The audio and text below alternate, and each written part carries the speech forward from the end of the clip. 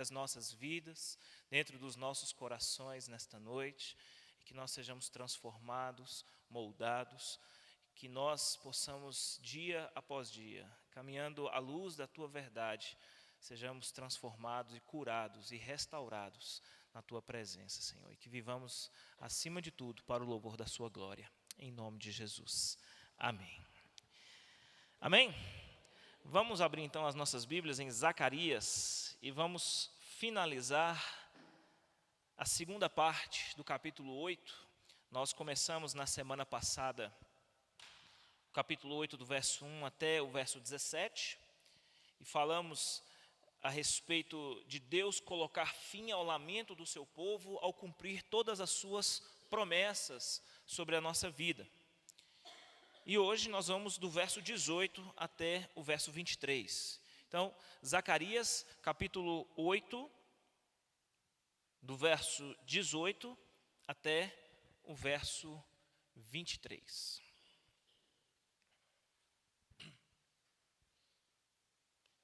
Se alguém poderia pegar um copinho de água para mim, por favor. Pega para mim, Sara. Obrigado, viu? Esse tempinho frio, a garganta da gente já fica meia ruim, né? Zacarias capítulo 8, verso 18 até o verso 23.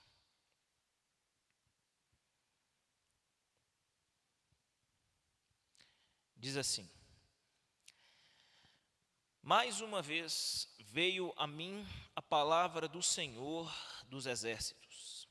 Assim diz o Senhor dos Exércitos: os jejuns do quarto mês, pode colocar aqui por favor, obrigado.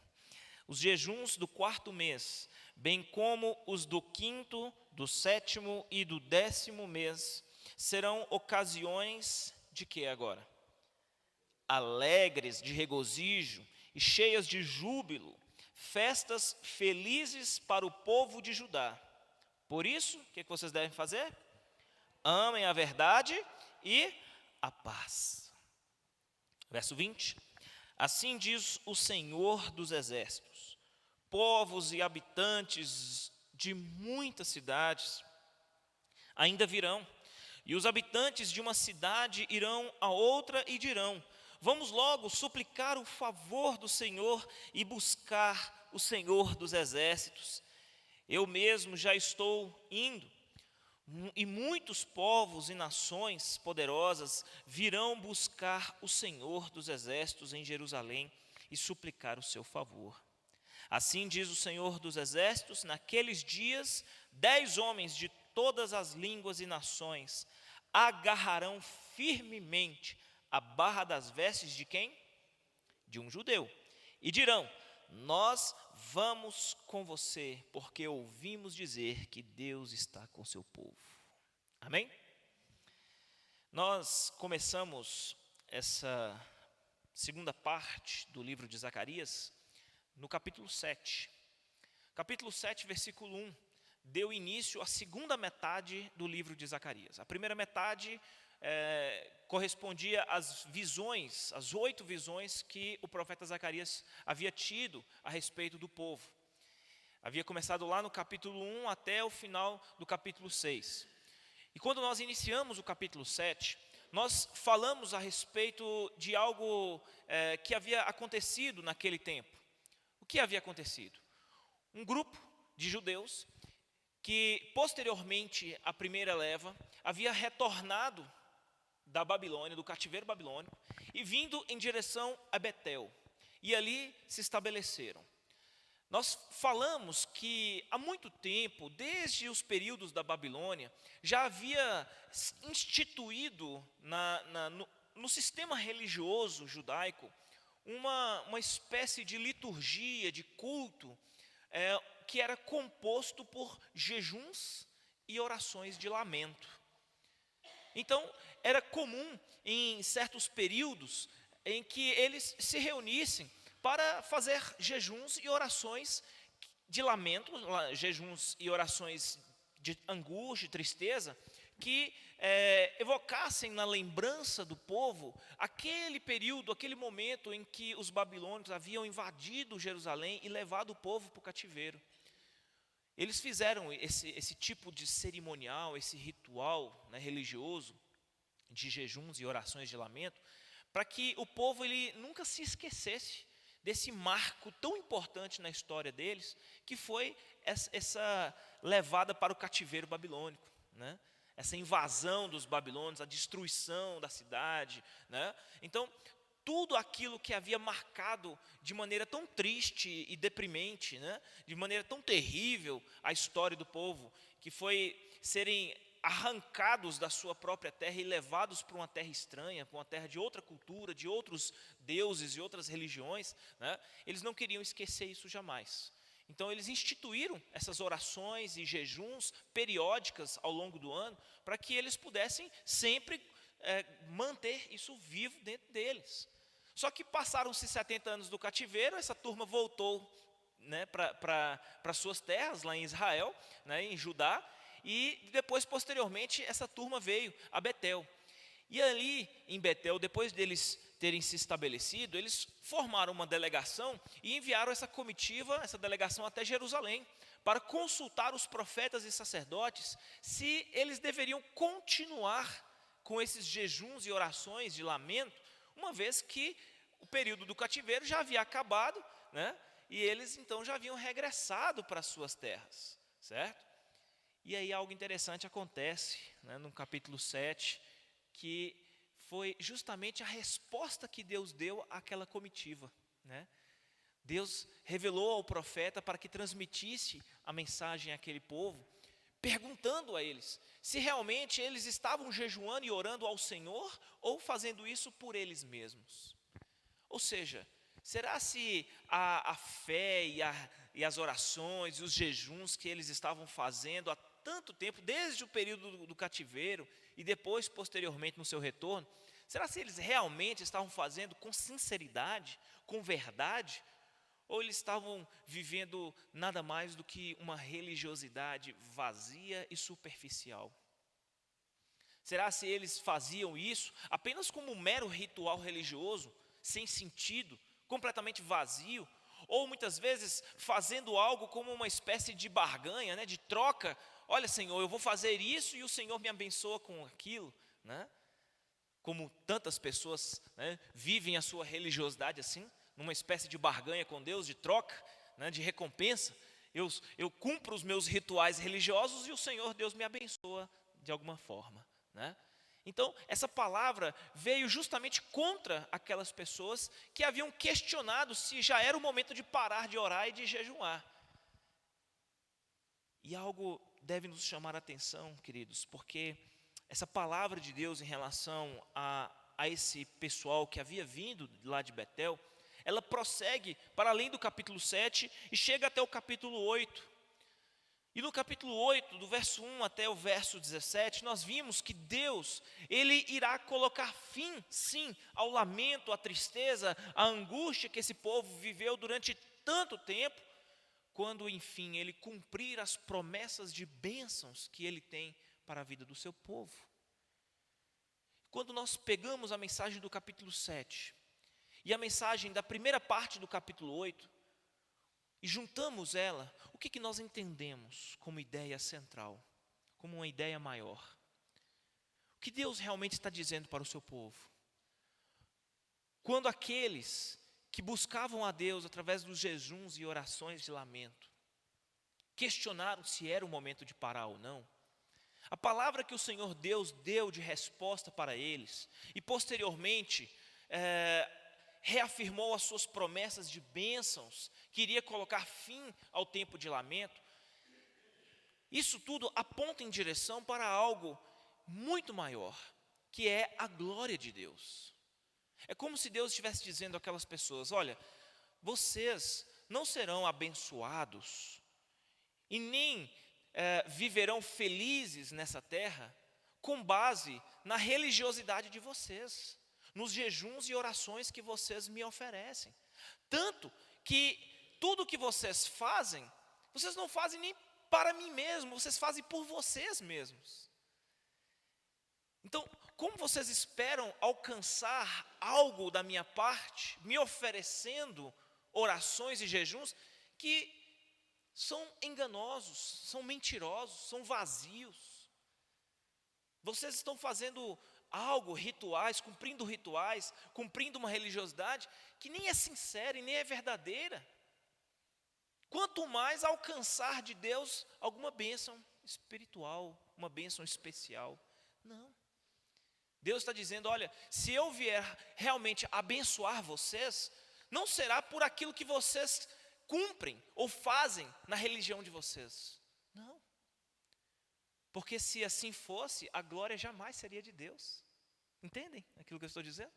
Se Deus abençoasse o seu povo simplesmente pela religiosidade, pelo cumprimento dos rituais, como Deus seria glorificado nisso? Certamente a glória seria do homem.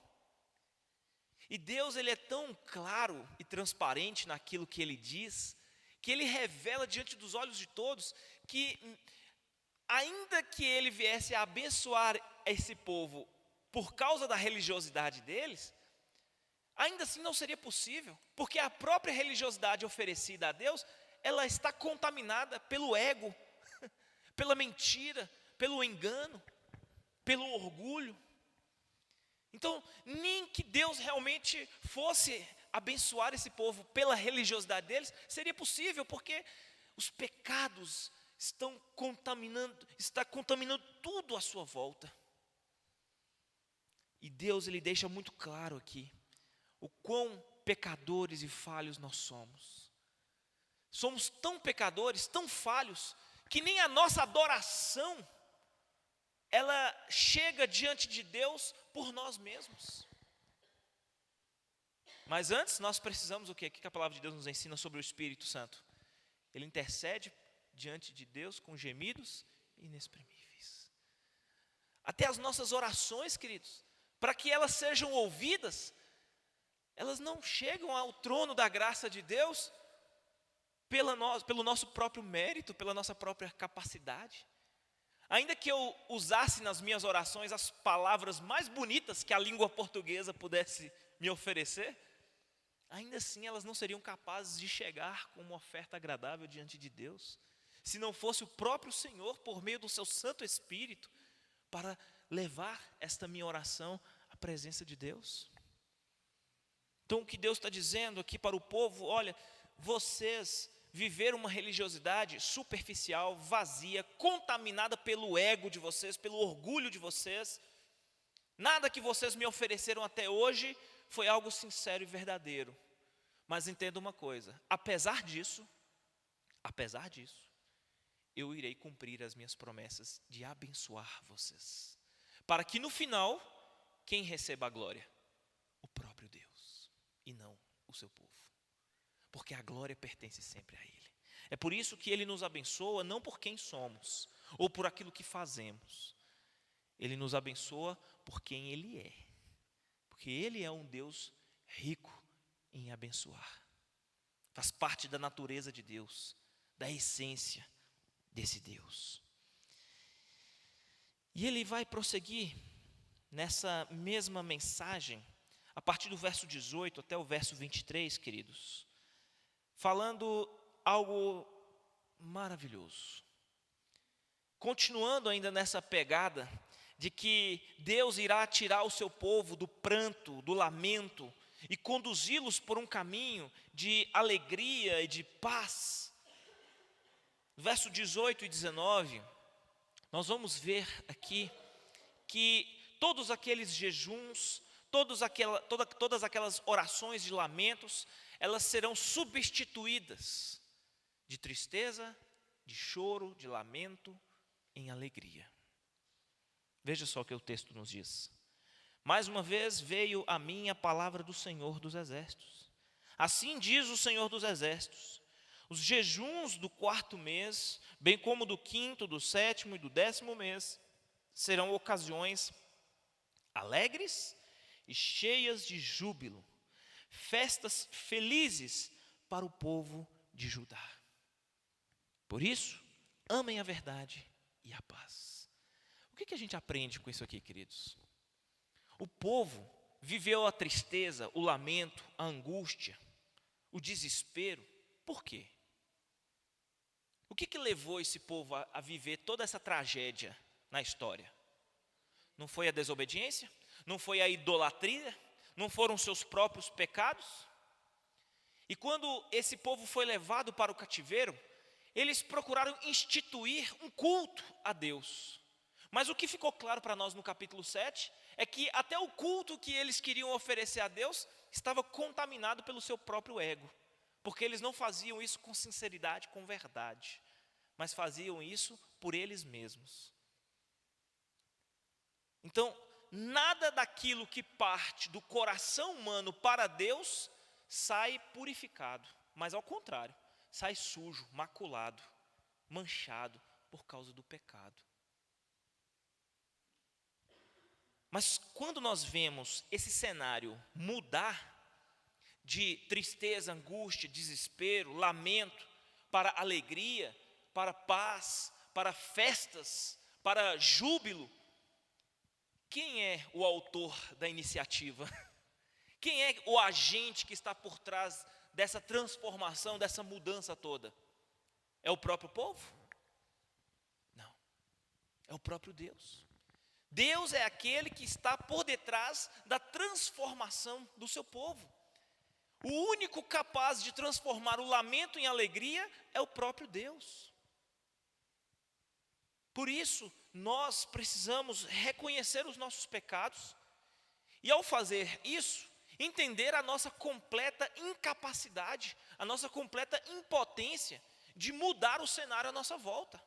Nós precisamos de uma intervenção divina.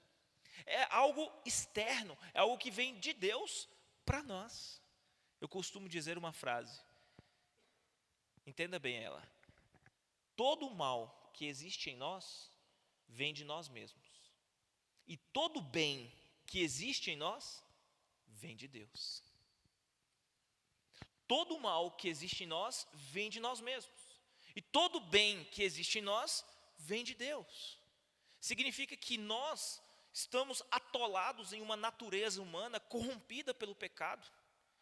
Nossas escolhas, nossas decisões, nossos pensamentos, tudo está inclinado para fazer aquilo de maneira egoísta, de maneira conveniente. Não há pensamentos retos, não há pensamentos justos. E nem na nossa maneira de adorar. Até quando você fala assim, olha, eu me cansei de uma vida de pecado, eu quero adorar a Deus.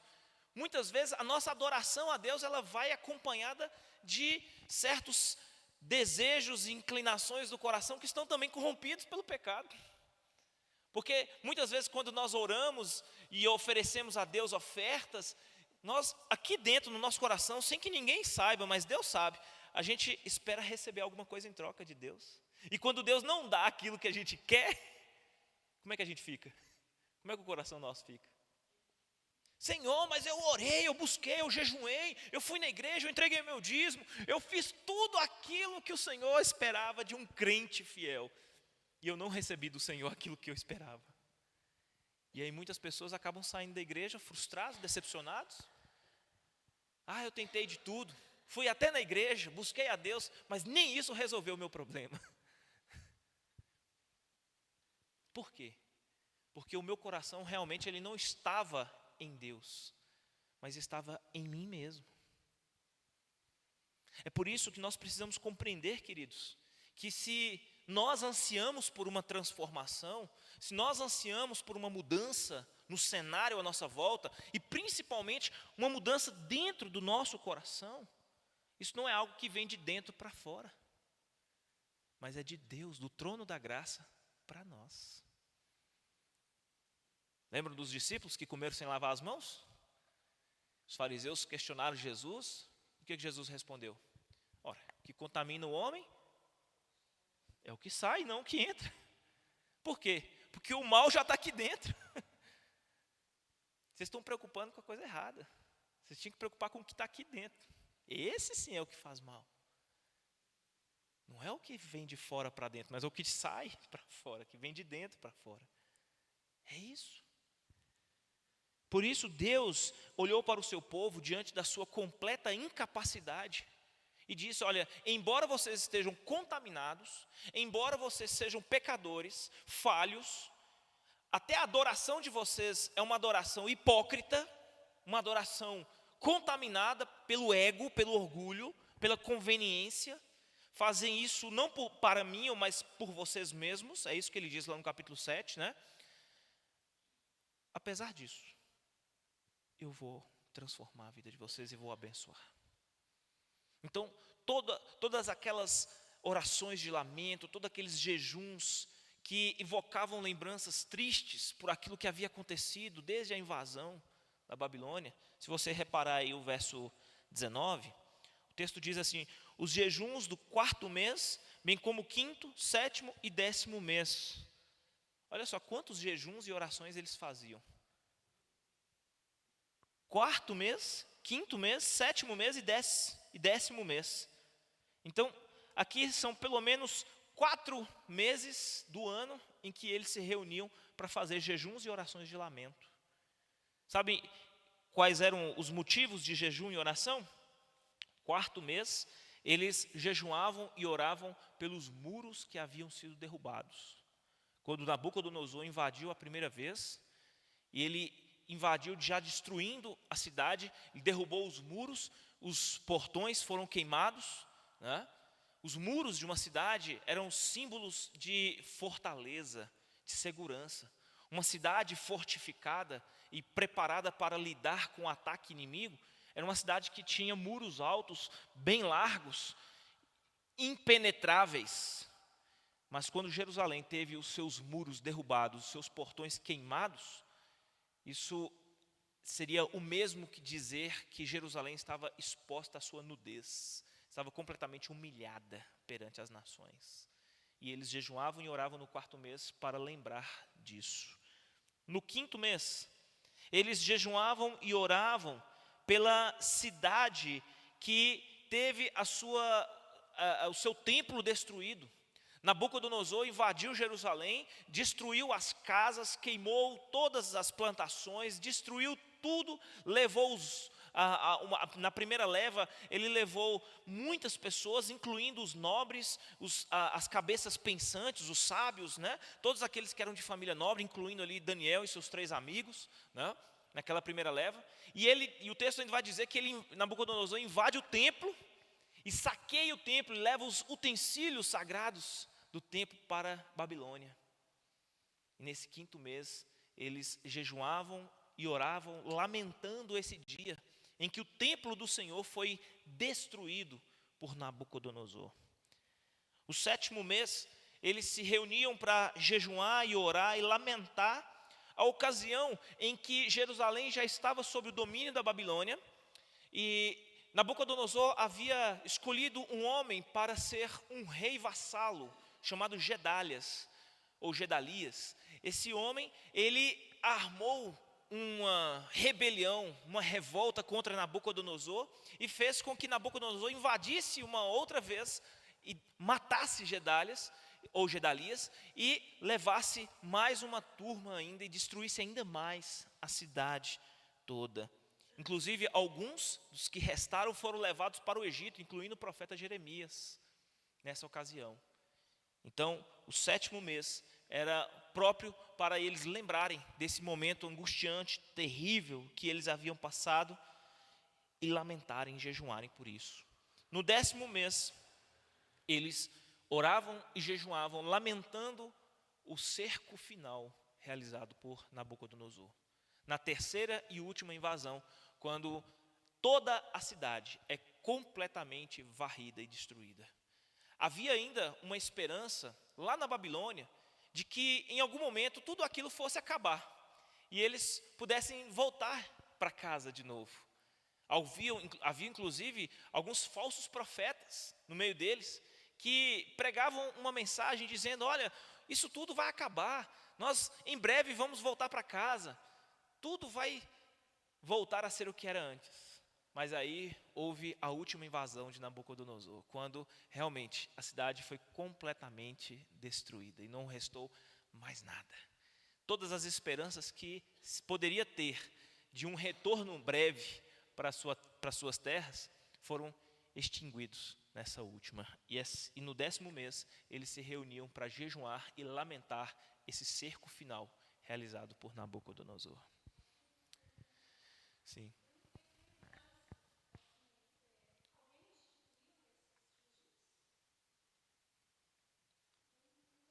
Sim.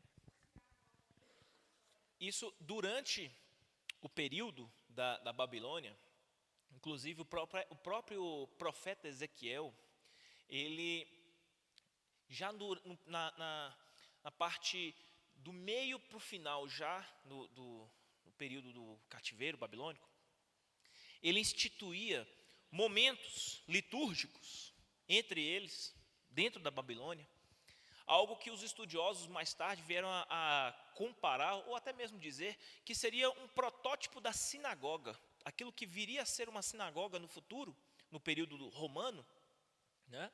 Eles já realizavam na prática dentro do cativeiro babilônico pelo profeta Ezequiel.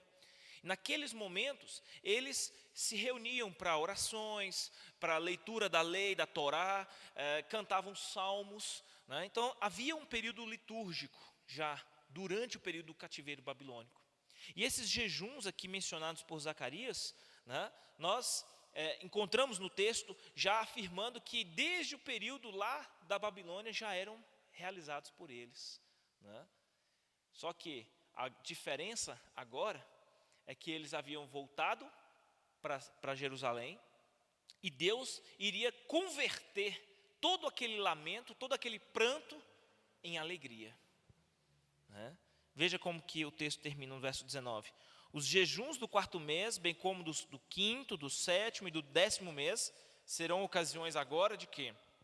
Alegria, cheios de júbilo, festas felizes para o povo de Judá. Se o pessoal estava preocupado se era hora de parar de orar, de jejuar, Deus está dizendo, vocês não vão parar de orar e nem jejuar, mas a ocasião agora vai ser diferente.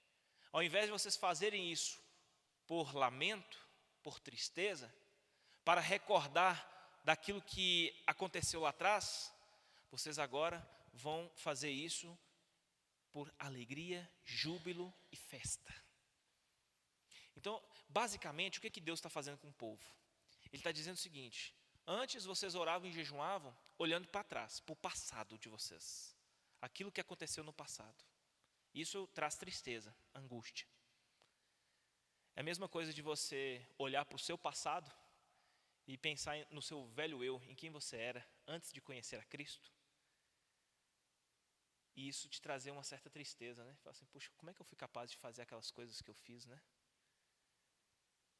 Maridos que batiam em esposas, que eram alcoólatras, traíam as esposas, filhos que eram viciados em drogas, né?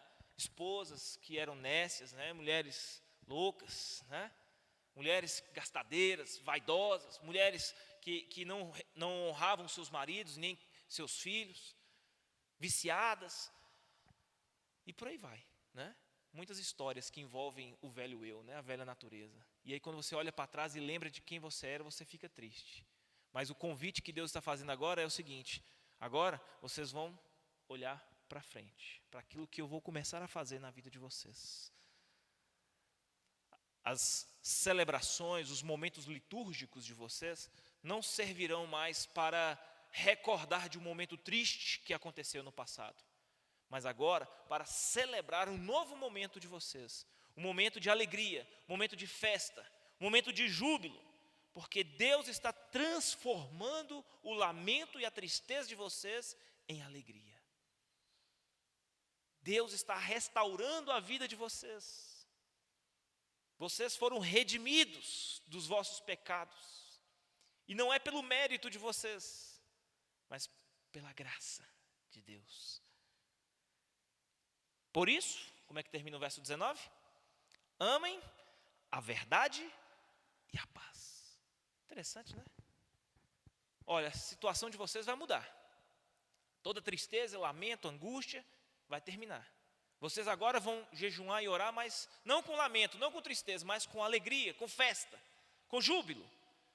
Por isso, amem a verdade e a paz. Essas duas palavrinhas, elas têm um significado e um propósito intencional de estar aqui no texto.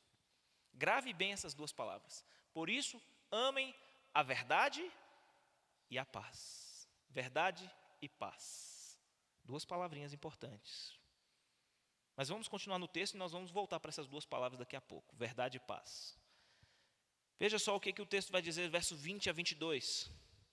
Assim diz o Senhor dos Exércitos: povos e habitantes de muitas cidades ainda virão, e os habitantes de uma cidade irão a outra e dirão: vamos logo suplicar o favor do Senhor e buscar o Senhor dos Exércitos. Eu mesmo já estou indo, e muitos povos e nações poderosas virão buscar o Senhor dos Exércitos em Jerusalém e suplicar o seu favor. O que Deus está fazendo na vida do seu povo aqui?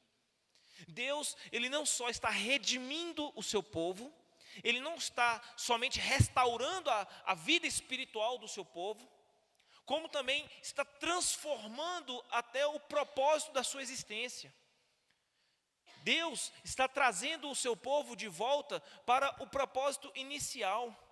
Qual era o propósito inicial de Deus para a nação de Israel? Porque Deus escolheu um povo, dentre várias nações da terra, escolheu um povo, Israel, e separou eles de todos os povos para fazer dele um povo seu, estabelecendo um pacto, uma aliança com esse povo.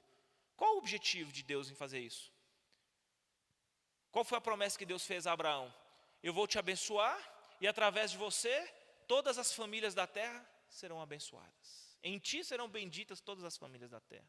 O propósito de Deus em escolher uma nação, um povo, Israel, dentre todas as nações, era revelar-se a esse povo de maneira especial, estabelecer sua aliança com eles, para que esse povo pudesse ser aqui na terra embaixador do Senhor, representante do poder de Deus, um canal da graça de Deus para atingir todos os povos da terra. Através da nação de Israel, todas as nações da terra conheceriam a Deus e buscariam a Deus através dele. É por isso que Deus escolhe pessoas, Deus escolhe seu povo, soberanamente Ele separa para si um povo, uma igreja, para que através dessa igreja, nós sejamos portadores da mensagem do Evangelho, das boas novas, para que todos os povos, todas as nações, de todas as línguas e raças, conheçam ao Senhor através da nossa vida. Esse é o propósito da nossa existência aqui. Sempre foi o propósito de Deus desde o início com Israel. E hoje nós somos o Israel de Deus, aqui na terra somos a igreja. O Senhor nos tirou das trevas e nos trouxe para o reino do seu Filho, justamente para isso, anunciar as virtudes daquele que nos tirou das trevas para a sua maravilhosa luz.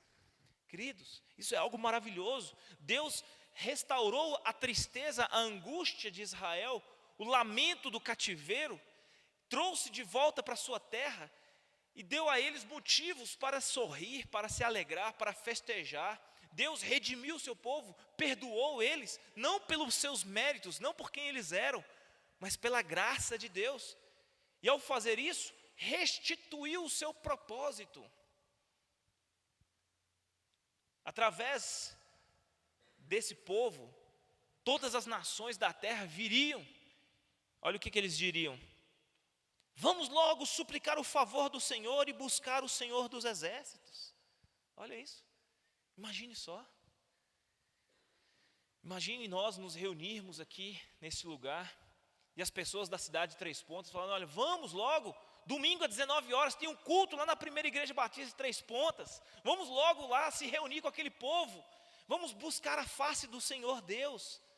Nós precisamos ouvir a palavra de Deus, precisamos fazer parte dessa família espiritual. Nós precisamos estar de braços abertos, com as nossas portas, não só as nossas portas físicas, mas nossos braços abertos para abraçar, para acolher. As pessoas precisam esbarrar em nós na rua e dizer: olha, você faz parte daquela igreja, daquele povo, eu preciso desse Deus, eu preciso desse Senhor, desse Evangelho.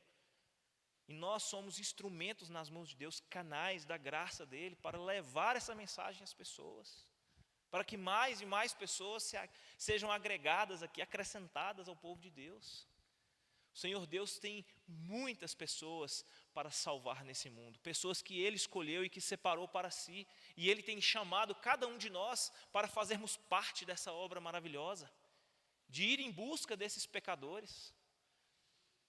E Ele não faz distinção de pessoas, cor, raça, língua, se é rico, se é pobre, se é gordo, se é magro, se é bonito, se é feio, não importa. Todos são alvos do amor de Deus. E nós precisamos ser esse abrigo, esse refúgio, esse hospital para os doentes, esse lugar que traz o bálsamo, a cura, a restauração de vidas que estão perecendo. Mas Deus irá fazer algo ainda mais, ainda superior, ainda maior. É interessante, né, o texto do verso 22, ele diz: e muitos povos e nações, o quê? Poderosas, olha só que legal, vão reconhecer e buscar o Senhor dos exércitos em Jerusalém e suplicar o seu favor. O que é isso? Por que ele coloca aqui nações poderosas buscarão o Senhor dos exércitos em Jerusalém e suplicarão o seu favor? É porque diante de Deus não há espaço para poderosos. E o que esses poderosos representam aqui? A arrogância desse mundo, o orgulho desse mundo. Talvez existam muitas pessoas que andem por aí com seu superego ativado, andando por aí dizendo: olha, eu tenho dinheiro para comprar isso, para comprar aquilo outro. Eu tenho minhas empresas, eu tenho meu carro, eu tenho minha mansão, eu tenho minha saúde, e eu começo a me agarrar nos meus próprios recursos, naquilo que está à minha volta, que dá uma certa sensação de segurança. Mas vai haver um momento que isso tudo vai por água abaixo, e a pessoa vai olhar à sua volta e não vai ter nada para se agarrar, para se apegar. E é nesse momento que os poderosos vão curvar os seus joelhos, as suas cabeças, dobrar os seus joelhos, vão curvar-se diante desse Deus Todo-Poderoso e vão reconhecer que sem Ele, eles estão perdidos, condenados. Diante desse Deus não há espaço para o orgulho, para a arrogância, porque a soberba precede o quê? A ruína, a queda. E Deus abomina os orgulhosos, os arrogantes. É isso que a palavra de Deus ela diz. Por isso os poderosos vão buscar o Senhor dos exércitos e suplicar o seu favor. E Ele fará isso através da sua igreja. E nós precisamos estar aqui para apresentar esse Deus a essas pessoas. Todos aqueles cujo orgulho e arrogância foi quebrada e destruída pelo Senhor dos exércitos, eles vão olhar à sua volta e vão procurar um caminho, vão procurar um refúgio, algo em que eles possam buscar, e nós como igreja estaremos aqui. Por isso os poderosos virão a Jerusalém e suplicarão o favor de Deus. Nós somos essa Jerusalém espiritual. Nós precisamos entender que somente em Deus há esperança de redenção e de salvação. Isso vale para todos, inclusive os poderosos. Às vezes a gente tem aquela coisa, né, de que rico não vai para o céu, né? Ah, pastor, Jesus disse que é mais fácil um camelo passar no fundo da agulha do que um rico entrar no céu, né? Mas é engraçado porque no mesmo contexto, alguns versos à frente, o que o texto lá diz? O que para o homem é impossível, para Deus, nada é impossível. Então, ainda que os nossos olhos contemplem um coração altivo, orgulhoso, arrogante, uma pessoa que está apegada aos bens, às riquezas desse mundo, a gente diga: ixi, aquilo ali está perdido. Talvez aos nossos olhos seja impossível que alguém se salve. Tamanho orgulho, tamanha arrogância, tamanho ego. Mas não existe ninguém que esteja perdido demais, que a graça de Deus não possa alcançá-lo e transformar a sua vida. Não há impossíveis para Deus. E o texto final, verso 23, encerra de algo profético, né? O que é algo profético aqui, nesse contexto, né? Zacarias, ele transmite uma mensagem que não fala somente para o povo de Jerusalém ali, naquele contexto local. Mas como se trata da palavra de Deus e da revelação de Deus, e uma mensagem que seria atemporal, ou seja, não ficaria somente para os judeus daquela época, mas ultrapassaria a barreira do tempo e chegaria até nós hoje, inclusive. Essa mensagem aqui, por isso ela é inspirada por Deus e é reconhecida como a palavra de Deus, ela aponta para um outro momento também. Que momento é esse?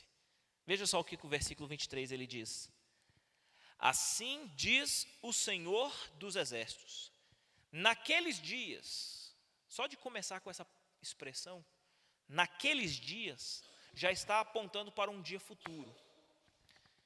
10 homens de todas as línguas e nações agarrarão firmemente a barra das vestes de quem? De um judeu. De um judeu. 10 homens de várias tribos, raças e línguas virão de todas as direções, chegarão lá e encontrarão um judeu, e eles se agarrarão às barras das suas vestes. Quando uma pessoa agarra as barras das vestes de alguém, isso é sinal de estar prostrado diante dessa pessoa e suplicar o seu socorro, a sua ajuda. As pessoas andavam pelas ruas e normalmente os mendigos, aquelas pessoas ficavam às margens da estrada, quando viam uma pessoa passando, muitas vezes elas pulavam e agarravam na barra da veste para suplicar um favor. Lembra da mulher com fluxo de sangue, Marcos 5? 12 anos sofrendo fluxo de sangue. Ela veio dentre a multidão, porque ela mesma dizia que se eu somente tocar na orla das suas vestes, eu ficarei curada. Sim, suplicando o seu favor. Ou seja, eu reconheço que eu não tenho força e poder em mim mesmo para resolver minha situação. Eu preciso do favor dele. Por isso eu estou disposto, inclusive, a me humilhar, a me prostrar diante dele e agarrar na barra da veste dele, né? Então é um sinal de súplica, do favor. É alguém que não tem nada a oferecer, que está desesperado e que carece urgentemente do seu favor, né? Então, quem é esse judeu? Certamente, né? Virá. E é interessante, né? É interessante porque aqui ele diz, virão 10 homens de todas as línguas e nações, mostrando que a necessidade da salvação, da redenção, o que o texto final, o verso 23 está falando? Ele está falando de uma redenção final e definitiva. Ele não falou no início, aqui nos versos 20 e 22, a respeito de pessoas de várias nações que virão a Jerusalém, né? Agora,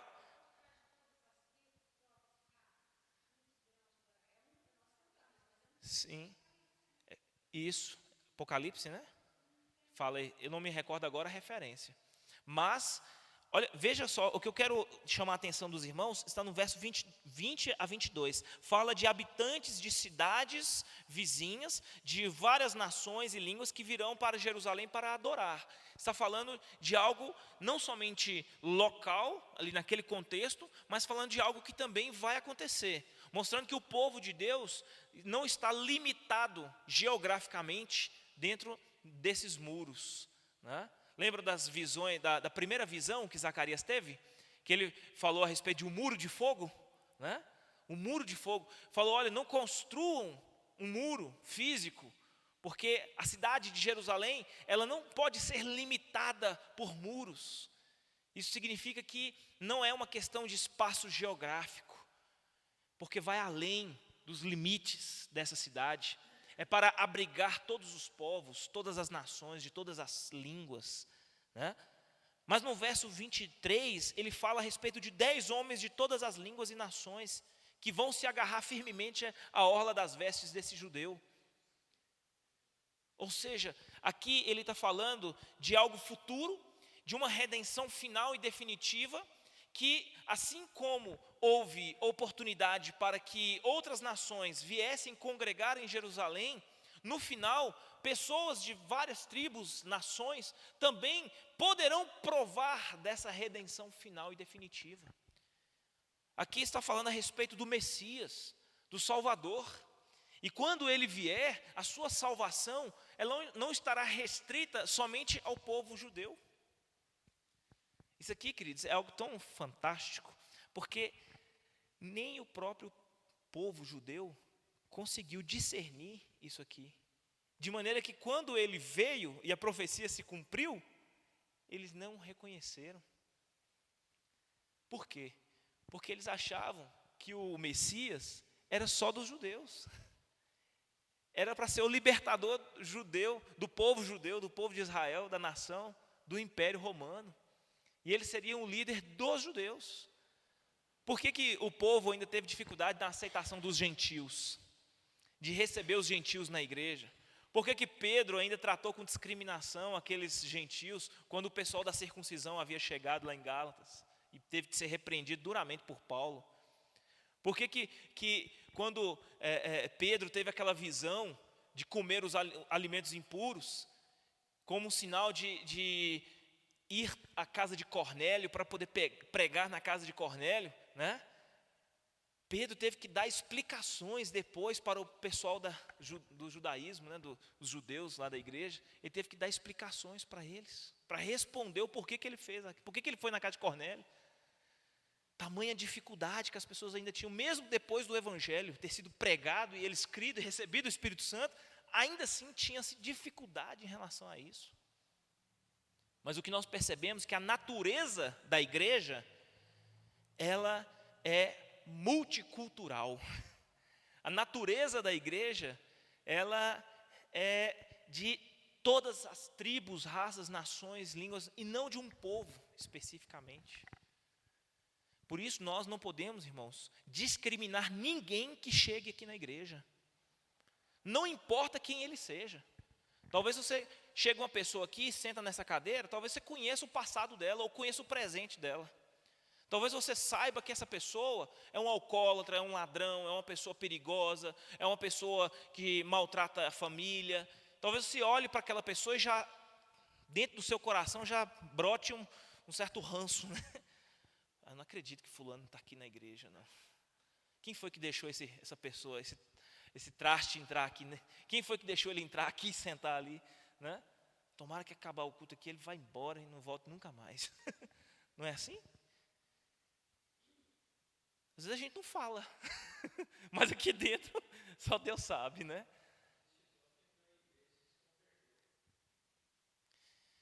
Irmãos, nós precisamos entender que a natureza da igreja é essa, é de receber todo mundo, venezuelano, argentino, né?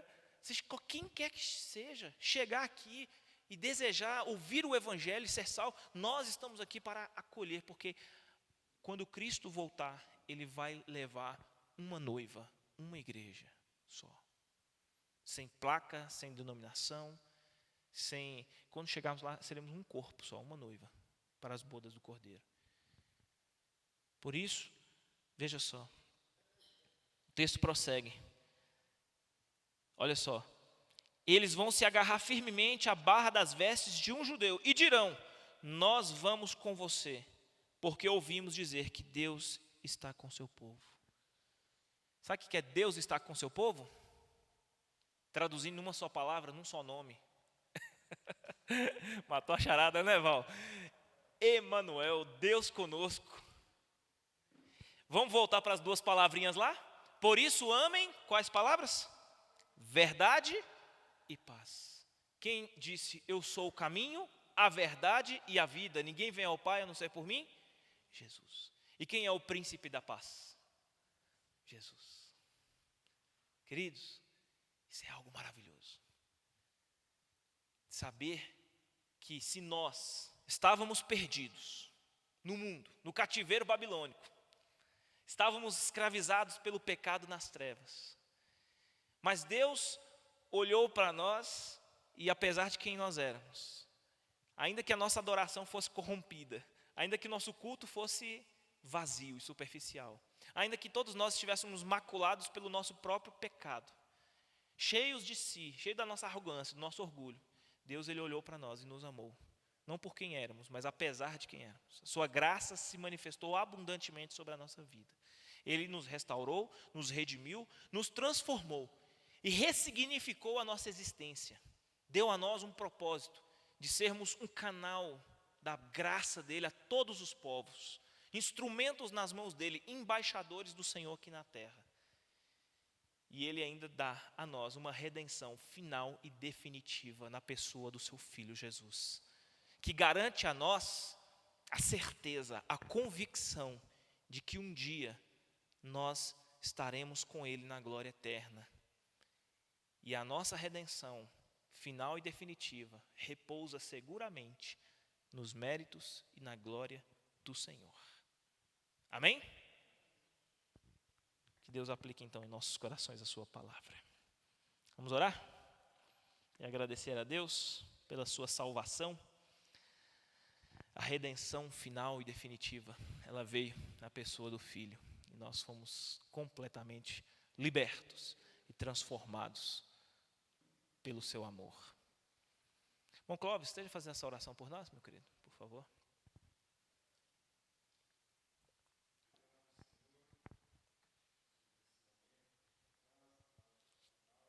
Amém.